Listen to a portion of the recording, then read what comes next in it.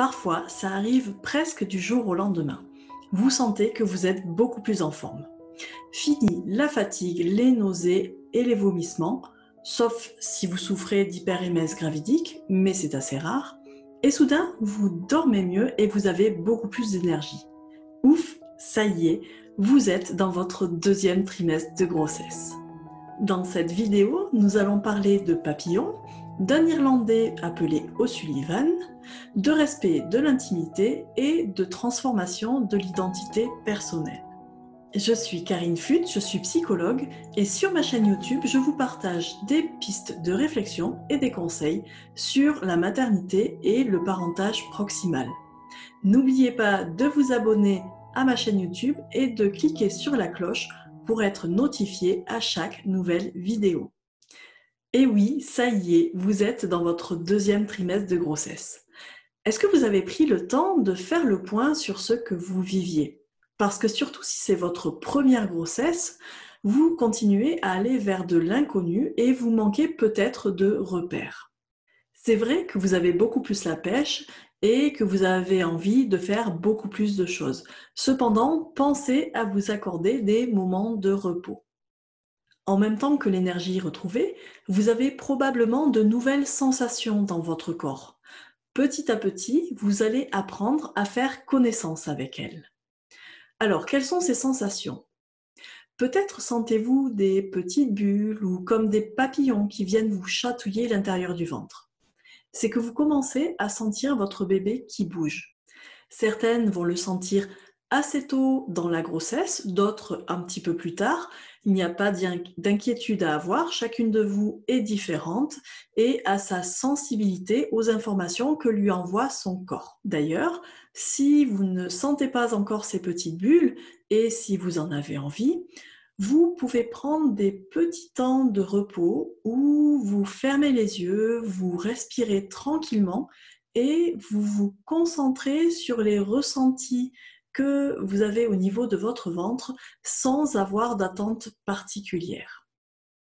Au bout de quelque temps, vous finirez par sentir ces petites bulles. En parlant de bulles, vous devriez voir bouger votre bébé lors de l'échographie morphologique qui a lieu autour de la 20e semaine. C'est une échographie qui permet de regarder le développement de votre bébé au niveau de ses organes, de son poids, et c'est là que vous devriez le voir le mieux bouger parce qu'il a encore beaucoup de place dans votre ventre, ce qui est beaucoup moins le cas lors de la 3e et dernière échographie qui a lieu au 3e trimestre. C'est aussi lors de cette échographie que, si vous le désirez, vous pouvez connaître le sexe de votre bébé. Au cours de l'introduction de la vidéo, je vous parlais d'un Irlandais qui s'appelle O'Sullivan. Alors, qui est cet O'Sullivan, ou plutôt, qu'est-ce que c'est ? C'est un test de dépistage du diabète gestationnel.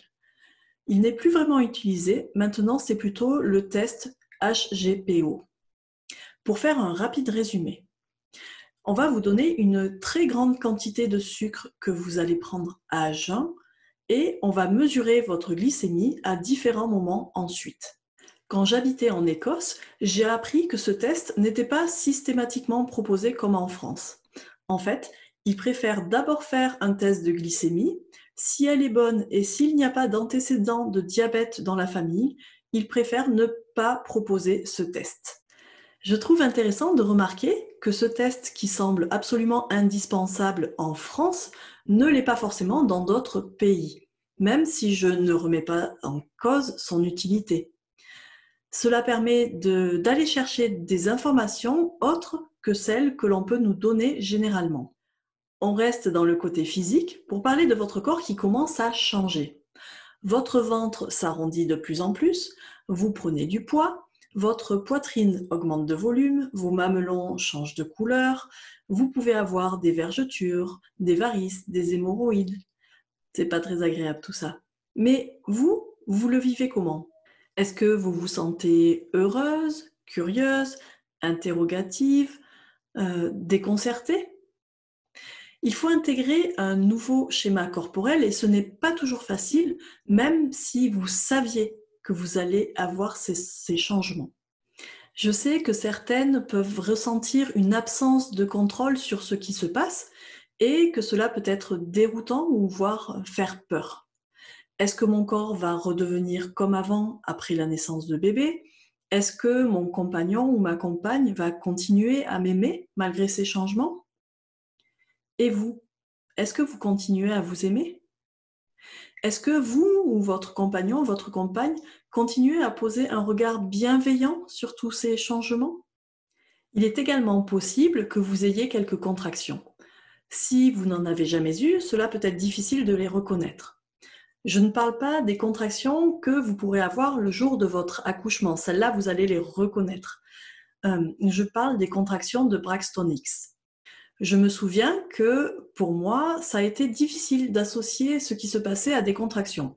Mon ventre durcissait, mais comme je n'étais pas gênée, que je n'avais pas mal, je n'avais pas pensé que cela pouvait être des contractions et il a fallu que quelqu'un me fasse une remarque pour que je comprenne que ça en était. Ce ventre qui s'arrondit, c'est souvent une fierté. Il faut dire qu'il représente tellement de promesses. Le risque de fausse couche est à présent éloigné et vous devenez plus sereine si c'était quelque chose qui vous inquiétait. Ces transformations, qui sont maintenant visibles à l'œil nu, combinées au fait que vous sentez le bébé bouger, va rendre la grossesse plus concrète pour vous. Peut alors commencer la représentation de l'enfant à venir. Comment est-ce qu'il va être? Comment il va se comporter? Quelle mère serez-vous pour lui? Savez-vous que vous pouvez communiquer dès à présent avec lui à l'aide de l'aptonomie? Le ventre qui s'arrondit est le symbole de la femme enceinte. Ce symbole étant désormais bien visible, il y a un changement de statut social vis-à-vis des autres. La contrepartie, c'est qu'il y a des personnes qui risquent de se permettre de toucher votre ventre sans vous avoir demandé l'autorisation au préalable. Pensez que c'est votre ventre, votre corps, et que personne ne devrait se permettre de toucher votre ventre sans vous l'avoir demandé ou sans votre autorisation, même si vous connaissez les personnes. Est-ce que vous imaginez quelqu'un qui irait toucher le ventre d'un homme ou une autre partie de son corps sans lui avoir demandé l'autorisation? On parle souvent du côté physiologique, mais très peu du côté psychique dans une grossesse. On va vous demander comment se passe la grossesse, on va surveiller comment va le bébé. Mais vous, est-ce qu'on vous demande comment vous allez et ce que vous pouvez ressentir? Peut-être pourriez-vous noter dans un carnet ce qui vous affecte, ce qui vous met en colère, ce qui vous attriste, ce qui vous semble injuste par exemple. Vous seriez surprise de relire quelques semaines plus tard ce que vous avez écrit. Et cela peut faire un support si vous êtes en accompagnement avec une ou un psychologue. Car au cours de la grossesse, il y a des remaniements psychiques, comme le remaniement des identifications maternelles. Vous n'êtes plus seulement l'enfant de votre mère. À votre tour, vous allez devenir mère, vous allez jouer le rôle que votre mère a eu pour vous, mais ce sera pour votre enfant. Alors, peut-être vous demandez-vous quelle mère vous allez être pour lui. Est-ce que vous allez reproduire ce que vous avez connu? C'est également à ce moment-là qu'il peut y avoir réactivation des conflits infantiles. Les souvenirs de votre toute petite enfance viennent toquer à la porte de votre inconscient. Alors pour moi, la toute petite enfance, ça comprend aussi bien quand vous étiez dans le ventre de votre mère que les premières années de vie après votre naissance. Ce sont des souvenirs inconscients qui ne vont pas se manifester directement. Ils peuvent prendre par exemple la forme de cauchemars. Je me souviens d'une femme enceinte qui se demandait si elle devenait folle car elle faisait des cauchemars terribles. Bien sûr, c'était à mettre en lien avec ce qu'elle avait vécu les années précédentes, mais aussi dans sa toute petite enfance. Finalement, quand vous êtes enceinte, c'est comme si vous mettiez à plat votre vie pour accueillir votre bébé dans les meilleures conditions psychiques possibles. Tout le monde ne fait cependant pas des cauchemars. Certaines d'entre vous peuvent faire des rêves complètement fous et ou vraiment très agréables. Peut-être est-ce intéressant d'ailleurs de donner un peu plus de poids à certains. En fait, tout ceci implique une transformation de l'identité personnelle, comme une maturation accélérée de vous-même, mais qui laisse aussi la place à une vulnérabilité thymique. Enfin, ce que je mettrai le plus en avant, c'est que la grossesse demande beaucoup de capacité d'adaptation. Si vous avez la sensation que vous perdez le contrôle, essayez de prendre les changements au fur et à mesure qu'ils arrivent et voyez comment vous pouvez les intégrer. Le but n'est pas de lutter contre eux, mais de suivre le chemin vers lequel ils vous amènent, un petit peu comme un surfeur qui serait sur une vague. D'ailleurs, on parle souvent de vagues pour les contractions. Vous vous reconnaissez dans ce que j'ai décrit? Par exemple, la façon de devenir mère, les cauchemars que vous faites, les difficultés à gérer les émotions que vous ressentez? Si c'est le cas, vous pouvez prendre rendez-vous avec moi, nous en discuterons et nous verrons comment travailler dessus. Le lien est dans la description. Si cette vidéo vous a aidé ou pourrait aider une de vos amies, n'hésitez pas à la commenter, à la liker, à la partager. En vous abonnant à ma chaîne YouTube, cela m'aide à faire passer ces messages aux mamans et aux futures mamans. À bientôt!